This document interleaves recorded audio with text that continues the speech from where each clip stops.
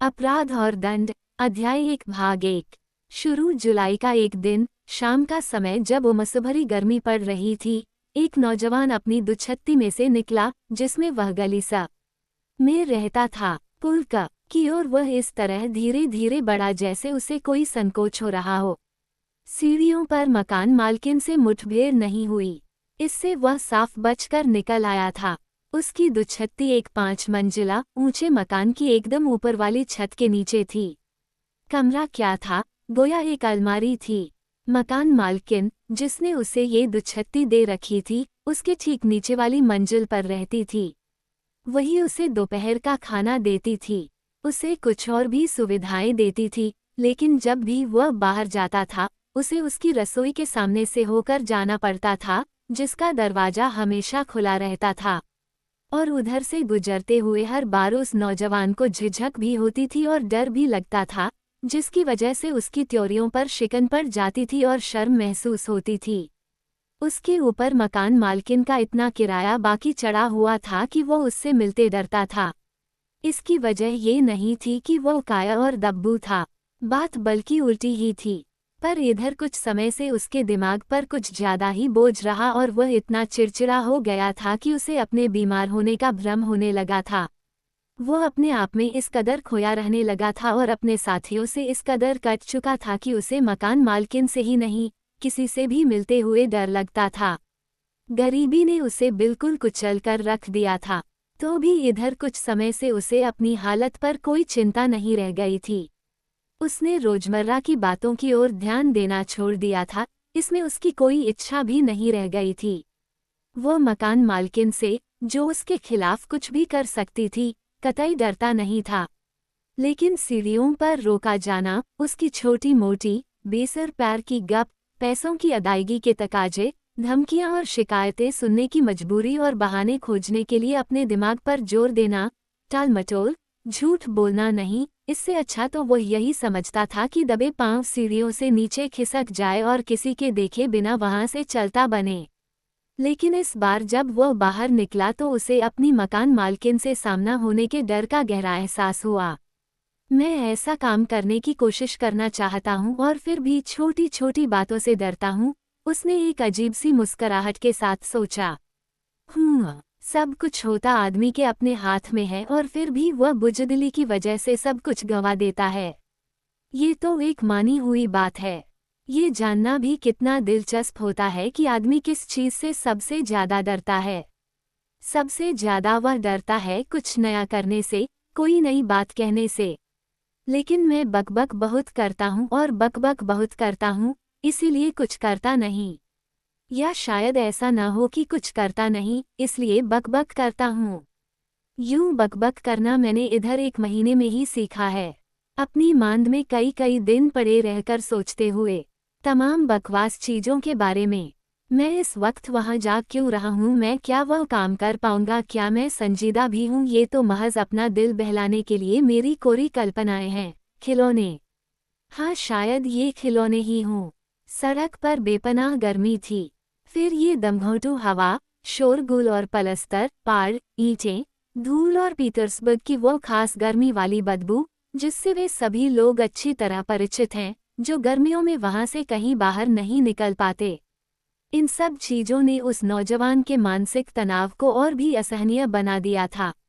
उन शराबाखानों से आने वाली असहनीय दुर्गंध ने, जिनकी संख्या शहर के इस हिस्से में औरों से कहीं ज्यादा ही थी, और नशे में चूर उन लोगों ने, जो उसे लगातार आते जाते मिल रहे थे, बावजूद इसके आज काम का दिन था, इस तस्वीर के दुखद घिनौनेपन की रही सही कमी भी पूरी कर दी थी। उस नौजवान के सुसंस्कृत चेहरे पर एक पल के लिए बेहद गहरी विरक्ति की झलक नजर आई। लगे हाथ हम ये बता दें कि वो बेहद खूबसूरत था। औसत से अधिक लंबा कद, गठा हुआ छरहरा बदन, सुंदर काली आंखें और गहरे सुनहरे बाल।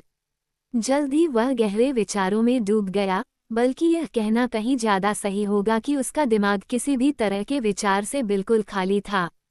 ये देखे बिना कि उसके चारों ओर क्या हो रहा है, वह चलता रहता और उसे वह सब देखने की कोई फिक्र भी नहीं थी। अपने आप से बातें करने की आदत की वजह से, जिसे उसने अभी अभी अपने आप से स्वीकार किया था, वह बीच बीच में कुछ बुदबुदाने लगता था।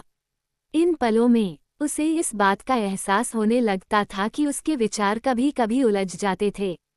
वो बहुत कमजोर हो चुका था, 2 दिन से उसने शायद ही कुछ खाया होगा।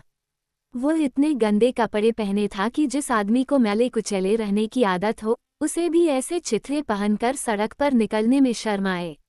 लेकिन शहर के उस हिस्से में कपड़ों की किसी भी कमी पर शायद ही किसी को हैरानी होती होगी। भूसामंडी की नज़दीकी, बदनाम अड्डों की बहुतायत और पीटर्सबर्ग के बीचों बीच की इन सड़कों पर और इन गलियों में कारीगरों और दस्तकारों की धक्का मुक्की की वजह से सड़कों पर ऐसे तरह तरह के लोग दिखाई देते थे कि कोई आदमी कितना ही अजीब क्यों न हो, उस पर किसी को हैरानी नहीं होती थी। लेकिन नौजवान के दिल में इतनी तल्खी और इतनी धुतकार भरी थी कि उसे सड़क पर अपने फटे पुराने कपड़ों की वजह से नौजवानी की तमाम नाजुक मिजाजी के बावजूद उलझन तो नहीं ही हो रही थी। जब किसी जान पहचान के आदमी से या अपने किसी पिछले यार से उसकी मुलाकात हो जाती, जिससे मिलना उसे दरअसल किसी वक्त भी अच्छा नहीं लगता, तो बात दूसरी होती।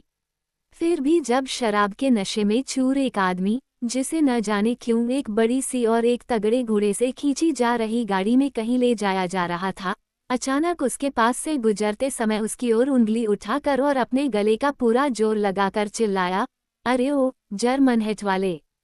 तो वह नौजवान ठिठक गया। कांपते हुए हाथ से उसने अपनी हैट पकड़ ली। ये जिमरमान की बनी हुई ऊंची सी गोल हैट थी, लेकिन बिल्कुल घिस चुकी थी, इतनी पुरानी थी कि लगता था उसमें जंग लगी हो, बिल्कुल फट गई थी और उस पर जगह जगह मैल के चकते दिखाई पड़ रहे थे। उसकी कगार एक सिरे से गायब थी और वह एक तरफ बहुत बेढंगी झुकी हुई थी। लेकिन शर्म ने नहीं बल्कि एक बिल्कुल ही दूसरी भावना ने, जो भय से मिलती जुलती थी, उसे आ दबोचा।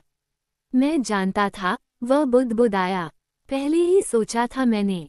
सबसे बुरी बात यही है, ऐसी ही जरा सी नादानी से, इतनी छोटी सी बात से बना बनाया सारा खेल बिगड़ सकता है। देखा ना, सभी का ध्यान मेरी हैट की ओर जा रहा है। ये देखने में लगता ही इतना बेतुका है कि किसी का भी ध्यान उसकी ओर जाए।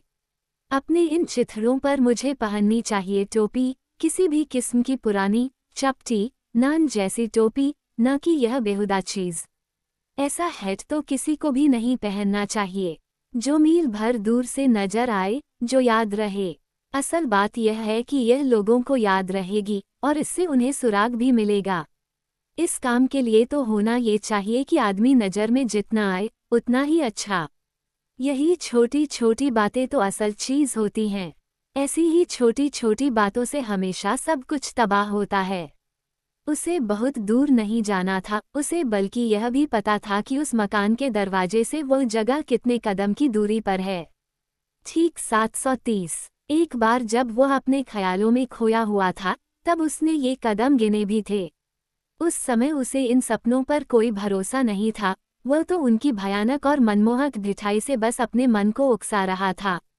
अब 1 महीने बाद वह उन्हें बिल्कुल दूसरे ढंग से देखने लगा था और अपने आप से, अपनी दुर्बलता और धूलमूलपन के बारे में की गई बहुत सी कड़वाहट भरी बातों के बावजूद उस सपने को एक व्यावहारिक योजना समझने लगा था, हालांकि उसे अभी तक भरोसा नहीं था कि वह कभी इस काम को पूरा कर पाएगा।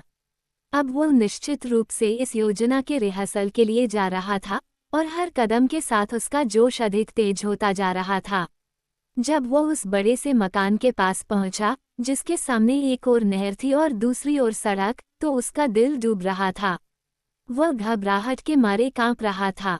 इस घर के छोटे छोटे हिस्से किराए पर उठा दिए गए थे और उनमें हर तरह के मेहनत मजदूरी करने वाले लोग बसे हुए थे। दर्जी, ताले बनाने वाले, बावर्ची, कुछ जर्मन मूल के लोग, जिस तरह भी बने अपनी रोजी कमाने वाली लड़कियां, छोटे मोटे किरानी वगैरह। घर के दोनों दरवाजों से और उसके दोनों दालानों में लगातार आवाजाही रहती थी। 3-4 दरबान भी पहरा देने के लिए थे। नौजवान बहुत खुश था कि उनमें से किसी से भी उसकी मुठभेड़ नहीं हुई। सबकी नजरें बचाकर वो फौरन दाहिनी तरफ वाले दरवाजे में घुसा और ऊपर सीढ़ियों पर चला गया। ये पीछ वाली सीढ़ी थी, अंधेरी और सकरी। वो उससे परिचित हो चुका था और उसे अपना रास्ता मालूम भी था। उसे यहाँ का पूरा वातावरण अच्छा लगा। ऐसे अंधेरे में तो खोजी से खोजी नज़र से भी डरने की कोई आवश्यकता न थी। अगर मुझे अभी इतना डर लग रहा है, तो तब भला क्या होगा जब मान लो मैं सचमुच वह काम करने पर उतर आया। चौथी मंजिल तक पहुँचते पहुँचते वह अपने आप से ये सवाल किए बिना न रह सका। यहाँ पर कुछ कुलियों ने उसका रास्ता रोका हुआ था, जो एक फ्लैट से सामान बाहर निकाल रहे थे। वह जानता था कि उस फ्लैट में सरकारी नौकरी से लगा एक जर्मन क्लर्क और उसका परिवार रहता था। तो ये जर्मन यहाँ से जा रहा है, अब इस सीढ़ी की तरफ से चौथी मंजिल पर उस बुढ़िया के अलावा कोई नहीं रह जाएगा। खूब, ये भी अच्छी बात है, उसने बुढ़िया के फ्लैट की घंटी बजाते हुए अपने मन में सोचा। घंटी में फुसफुसी सी टनटनाहट हुई, गोया वह तांबे नहीं, टीन की बनी हो। इस तरह के छोटे छोटे फ्लैटों की घंटियां हमेशा इसी तरह की आवाज करती हैं। वो उस घंटी की आवाज भूल चुका था, सो उसकी अजीब सी टनटनाहट सुनकर अब उसे ऐसा लगा जैसे उसे कोई चीज़ याद आ गई हो और वही चीज़ साफ तौर पर उसके सामने आ गई हो। वह चौंका, उसकी रग रग में बेहद तनाव पैदा हो चुका था। थोड़ी ही देर बाद दरवाजा जरा सा खुला। बुढ़िया ने दरार में से अजनबी को स्पष्ट अविश्वास के साथ देखा।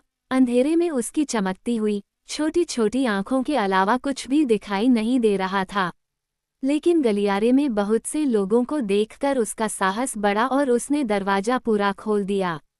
नौजवान ने अंधेरी ड्योढ़ी में कदम रखा, जिसे एक पर्दा लगाकर छोटी सी रसोई से अलग कर दिया गया था। बुढ़िया उसके सामने चुप खड़ी थी और उसे सवालिया नजरों से देख रही थी। वो बहुत छोटे से दुबले पतले सूखे शरीर की 60 साला बूढ़ी औरत थी। उसकी तीखी नजरों में कीना भरा हुआ था और नाक बहुत छोटी सी और नुकीली थी। बेरंग कुछ कुछ भूरे बालों में ढेरों तेल चुपड़ा हुआ था और वह अपने सिर पर रूमाल भी नहीं बांधे हुए थी।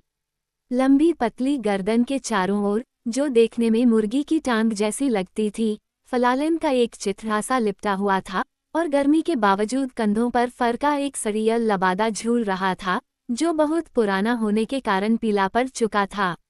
बुढ़िया हर सांस के साथ खांसती और कराहती थी। नौजवान ने उसे कुछ अजीब से ही भाव से देखा होगा, क्योंकि उसकी आंखों में फिर अविश्वास की चमक पैदा हो गई थी। मैं रस्कोल्निकोव हूँ, पढ़ता हूँ, यहाँ मैं 1 महीना पहले ही आया था। नौजवान जल्दी जल्दी बुदबुदाया, फिर थोड़ा सा झुका। उसे ख्याल आ गया था कि उसे कुछ अधिक शिष्टता बरतनी चाहिए।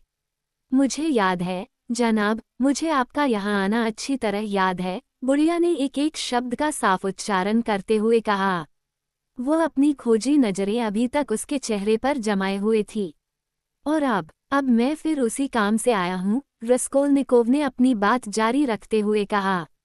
बुढ़िया का अविश्वास देखकर वह कुछ बेचैन हो उठा था और उसे कुछ उलझन हो रही थी।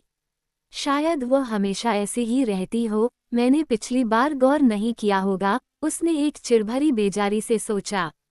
बुढ़िया कुछ देर रुकी, जैसे उसे संकोच हो रहा हो, फिर एक ओर हटकर कमरे के दरवाजे की ओर इशारा करते हुए मेहमान को अपने सामने से होकर गुजरने का मौका देते हुए बोली, अंदर आइए, जनाब। उस छोटे से कमरे में, जिसमें नौजवान ने कदम रखा, दीवारों पर पीला कागज मड़ा हुआ था, खिड़कियों पर मलमल के पर्दे पड़े थे और जेरेनियम के फूल रखे हुए थे। डूबते हुए सूरज की वजह से उस समय वहां काफी रोशनी थी। तो उस समय भी सूरज चमक रहा होगा। रस्कोल्निकोव के दिमाग में यह विचार बिजली की तरह कौंधा और उसने तेजी से नजरें दौड़ाकर कमरे की हर चीज को एक बार देखा।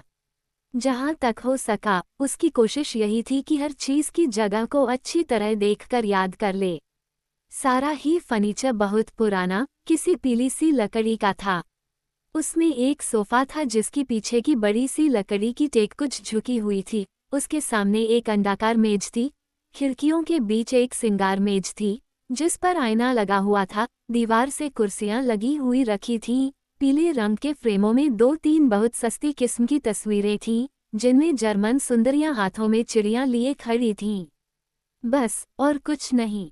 कोने में एक छोटी सी मूरत के सामने रोशनी जल रही थी। हर चीज बहुत साफ सुथरी थी। फर्श और फर्नीचर पर चमकदार पालिश थी। हर चीज दमक रही थी। ये सब काम लिजावेता का होगा, नौजवान ने सोचा। पूरे फ्लैट में धूल का एक कण भी कहीं नहीं था। ऐसी सफाई तो सबसे चिढ़ने वाली बूढ़ी विधवाओं के घरों में ही देखने को मिलती है। रस्कोल्निकोव ने फिर सोचा और नजरें बचाकर दूसरे छोटे से कमरे में जाने वाले दरवाजे पर पड़े सूती पर्दे को देखा। उस कमरे में बुढ़िया का पलंग था और दराजों वाली अलमारी थी। उसने इससे पहले उस कमरे पर कभी नजर नहीं डाली थी। पूरे फ्लैट में बस यही 2 कमरे थे। क्या चाहिए? बुढ़िया ने कमरे में आते हुए कठोर स्वर में कहा। वह पहले की तरह ही ठीक उसके सामने खड़ी हो गई ताकि सीधे उसकी नजरों में नजरें डालकर देख सके। मैं कुछ गिरवी रखने लाया हूँ, और यह कहकर उसने अपनी जेब से पुराने धान की चांदी की एक चपटी सी घड़ी निकाली जिसके पीछे दुनिया का गोल नक्शा खुदा हुआ था। घड़ी की जंजीर फौलाद की थी, लेकिन पिछली गिरवी की मियाद पूरी हो चुकी। परसों 1 महीना पूरा हो गया। मैं आपको 1 महीने का सूद और दे दूंगा। बस थोड़ी सी मोहलत और दीजिए।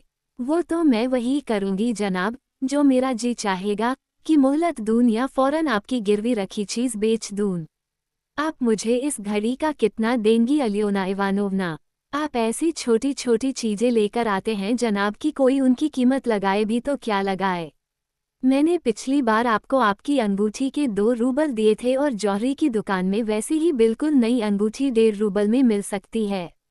आप मुझे इसके 4 रूबल दे दीजिए। मैं इसे जरूर छुड़ा लूंगा क्योंकि यह मेरे बाप की थी। जल्द ही मुझे कुछ पैसा मिलने वाला है। 1.5 रूबल और सूद पेशगी। अगर आपका जी चाहे। 1.5 रूबल। नौजवान चीख पड़ा। आपकी मर्जी, ये कहकर बुढ़िया ने घड़ी उसे वापस कर दी। नौजवान ने घड़ी वापस ले ली। उसे इतना गुस्सा आ रहा था कि वो वहां से उठकर शायद चला भी जाता, पर उसने फौरन अपने आप को रोका। उसे याद आया कि उसके पास जाने के लिए कोई और जगह नहीं थी, और फिर यहाँ आने के पीछे उसका एक और मकसद भी तो था। लाइए, दीजिए, उसने बड़े कड़ेपन से कहा। बुढ़िया ने अपनी जेब में चाबियां टटोली और पर्दे के पीछे जाकर दूसरे कमरे में गायब हो गई। नौजवान कमरे के बीचों बीच अकेला रह गया। वह बड़ी जिज्ञासा से कान लगाकर सुनने लगा और कुछ सोचता रहा। दराजों वाली अलमारी का ताला खुलने की आवाज उसे सुनाई पड़ी। सबसे ऊपर वाली दराज होगी, उसने सोचा। तो चाबियां वह अपनी दाहिनी जेब में रखती है। सारी की सारी एक गुच्छे में लोहे के छल्ले में पिरोई हुई, और उनमें एक चाबी बाकी से 3 गुनी बड़ी है, गहरे खांचों वाली। वह तो दराजों वाली अलमारी की चाबी हो नहीं सकती, यानी कि कोई दूसरा बड़ा संदूक भी होगा या तिजोरी होगी। ये बात जाननी ही होगी। तिजोरी की चाबियां हमेशा ऐसी ही होती हैं, लेकिन ये सब कितना बड़ा कमीनापन है। बुढ़िया वापस आए। ये लीजिए साहब, जैसा कि हम लोगों में कहा जाता है, रूबल पीछे 10 कोपेक महीना, इसलिए मैं 1.5 रूबल में से 1 महीने के 15 कोपेक पेशगी काट रही हूँ। लेकिन जो 2 रूबल मैंने आपको पहले दिए थे, उनके भी इस हिसाब से मेरे 20 कोपेक आपके जिम्मे पेशगी के निकलते हैं। इस तरह कुल मिलाकर हुए 35 कोपेक। अब मुझे आपको घड़ी के 1 रूबल 15 कोपेक देने हैं। सो ये रहे। क्या कहा? कुल 1 रूबल और 15 कोपेक। जी हाँ, नौजवान ने रकम कोई बहस किए बिना ले ली। उसने बुढ़िया को गौर से देखा। उसे वहां से जाने की कोई जल्दी नहीं थी, गोया वह अभी कुछ और कहना या करना चाहता हो, लेकिन उसे खुद ठीक से पता न हो कि वह क्या कहना या करना चाहता है। 1-2 दिन में शायद मैं आपके पास कोई और चीज लेकर आऊं अलियोना इवानोवना। कीमती चीज, चांदी की सिगरेट केस। जैसे ही वह मुझे अपने दोस्त से वापस मिल जाएगा, उसने बौखलाकर अटकते हुए कहा। खैर, उसकी बात उसी वक्त होगी जनाब। अच्छा, चलता हूँ। आप घर पर हमेशा अकेली रहती हैं, आपकी बहन यहाँ नहीं रहती क्या? उसने ड्योरी में निकलते हुए जहाँ तक हो सका इस तरह पूछा जैसे कोई खास बात ना हो। उससे आपको क्या लेना देना? नहीं, कोई खास बात नहीं, मैंने तो यूं ही पूछा। अब तो बहुत जल्दी। अच्छा, चलता हूँ अलियोना इवानोवना। रस्कोल्निकोव बौखलाया हुआ बाहर चला आया। उसकी यह बौखलाहट लगातार और गहराती गई। सीढ़ियां उतरते हुए वह बीच में 2-3 बार ठिठका, गोया अचानक उसे कुछ ख्याल आ गया हो। जब वह बाहर सड़क पर निकल आया तो वह चिल्ला उठा, हे भगवान, ये सब कितनी घिनौनी बात है। और क्या मैं ऐसा कर सकता हूँ? क्या यह मेरे लिए मुमकिन है? नहीं, ये सब बकवास है, सरासर बकवास है। उसने जी कड़ा करके कहा। ऐसी बेहुदा बात मेरे दिमाग में आई कैसे? मेरा दिल भी कैसी गंदी गंदी बातें सोचता है। सरासर गंदी, ऐसी की नफरत होने लगे, घिनौनी घिनौनी। और पूरे 1 महीने से मैं उसके अंदर जो तूफान उठ रहा था, उसे कोई भी शब्द, कोई भी चीख व्यक्त नहीं कर सकती थी।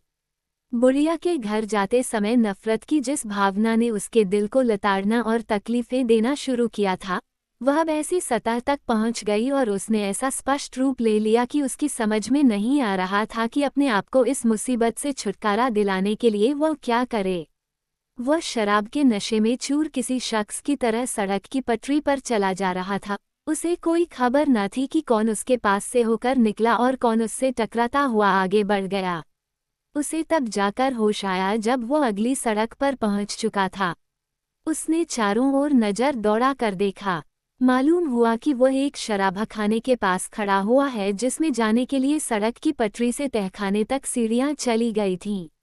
उसी समय 2 शराबी बाहर निकलकर दरवाजे पर आए और एक दूसरे को गालियां बकते हुए एक दूसरे को सहारा देते हुए सीढ़ियां चढ़ने लगे। रुककर कुछ सोचे बिना रसकोल्निकोव फौरन सीढ़ियों से नीचे उतर गया। उस समय तक वह कभी किसी शराबखाने में नहीं गया था, लेकिन इस समय उसका सर चकरा रहा था और प्यास के मारे उसका गला सूखा जा रहा था। ठंडी बियर पीने को उसका जी बहुत चाह रहा था। उसने सोचा कि उसकी कमजोरी खाने की कमी की वजह से है। वह अंधेरे और गंदे कोने में छोटी सी चिपचिपी मेज के सामने जाकर बैठ गया, बियर मंगाए और पहला गिलास एक सांस में गटक गया। फौरन उसे कुछ राहत मिली और वह साफ साफ सोचने लगा। बकवास है वह सब कुछ, उसने आशापूर्वक कहा। इस सब में चिंता की कोई बात नहीं। ये बस शरीर की कमजोरी के सबब है। बस एक गिलास बियर, सूखी रोटी का एक टुकड़ा और एक पल में दिमाग में ताकत आ गई, ख्याल पहले से ज्यादा साफ हो गए और इरादा पक्का हो गया। छे, ये सब कैसी तुच्छी बातें हैं। लेकिन इस सारे तिरस्कार भरे उद्गारों के बावजूद वह अब खुश दिखाई दे रहा था, गोया किसी भयानक बोझ से अचानक उसे छुटकारा मिल गया हो। बड़ी मित्रता के भाव से उसने कमरे में बैठे लोगों पर नजर डाली, लेकिन उस पल भी उसके मन में धुंधली सी आशंका बनी हुई थी कि शायद उसके दिमाग की यह अधिक सुखमय स्थिति भी सामान्य तो नहीं ही है। शराबखाने में उस समय बहुत थोड़े से लोग थे। उन 2 शराबियों के अलावा जो उसे सीढ़ियों पर मिले थे, एक और टोली उसी वक्त बाहर गई थी, जिसमें अकार्डियन लिए 5 आदमी थे और एक लड़की थी। उनके जाते ही कमरे में शांति छा गई थी और वह कुछ खाली खाली लगने लगा था। जो लोग शराबखाने में रह गए थे उनमें एक आदमी था जो देखने से दस्तकार लगता था। उसने शराब जरूर पी रखी थी, लेकिन हद से कुछ ज्यादा भी नहीं। वह सामने एक बड़ा सा बियर का मग रखे बैठा था। साथ में लंबे चौड़े डिलडोल वाला, सफेद दाढ़ी वाला एक तगड़ा सा आदमी था, जिसने एक छोटा सा चुन्नतदार कोट पहन रखा था। वह बहुत पिए हुए था और बेंच पर ही सो गया था। थोड़ी थोड़ी देर बाद वह गोया सोते सोते ही अपनी उंगलियां चटकाने लगता था। उसकी बाहें पूरी फैली हुई थीं और जब वह कोई बेसर पैर की धुन गुनगुनाने की कोशिश करता तो धड़ बेंच पर इधर उधर हिलने डुलने लगता था। वो कुछ इस तरह की पंक्तियां याद करने की कोशिश कर रहा था। दिल से प्यार किया बीवी को पूरा साल किया बीवी को दिल से मैंने प्यार। फिर अचानक जागकर वह गाने लगा। फिर एक दिन वह राह में चलते मिली मुझे एक बार, वही पुरानी जाने मन जो कभी थी मेरी नार। लेकिन इस मस्ती में कोई उसका साथ नहीं दे रहा था। उसका साथी खामोश इन सब उद्गारों को विरोध और अविश्वास के भाव से देख रहा था। कमरे में एक और आदमी था जो देखने में मानो एक रिटायर्ड सरकारी क्लर्क लगता था। वह सबसे अलग बैठा, बीच बीच में अपने मग में से एक चुस्की लगा लेता था और एक नज़र वहां बैठे लोगों पर डाल लेता था। ऐसा लगता था कि वह भी किसी बात पर तिलमिलाया हुआ है।